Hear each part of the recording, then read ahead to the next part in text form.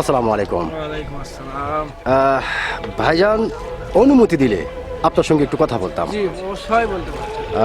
অসংখ্য ধন্যবাদ আপনাকে কথা বলা এবং কথা বলির সুযোগ করে দেওয়ার জন্য। তো ভাইজান সর্বপ্রথমে জানতে চাচ্ছি আপনি কেমন আছেন? আলহামদুলিল্লাহ। আলহামদুলিল্লাহ যে আল্লাহ আপনাকে ভালো রেখেছে। তো ভাইজান আপনার নামটা জানতে পারি? আমার নাম মোহাম্মদ শেখ সাদিক। মোহাম্মদ শেখ সাদিক, সুন্দর একটি নাম আপনার, অত্যন্ত চমৎকার একটি নাম আপনার। এবং আপনার নাম শুনে এবং আপনাকে সামনাসামনি দেখে যেটা বোঝা যাচ্ছে আপনি অতি ভয়ঙ্কর এবং অত্যন্ত একজন সাহসী মানুষ। এটা কিন্তু আপনাকে দেখেই বোঝা যাচ্ছে। তো ভাইজান আপনি কি ভোটার হয়েছেন? হ্যাঁ, ভোটার হয়েছে। ভোটার হয়েছে কোন দেশের? বাংলাদেশে। বাংলাদেশের। অসংখ্য ধন্যবাদ আপনাকে যে আপনি বাংলাদেশের ভোটার হয়েছেন।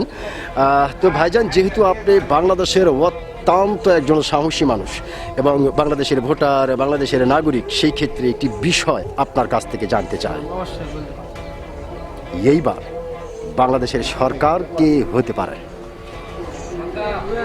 বিএনপি সরকার হবে ইনশাল্লাহ।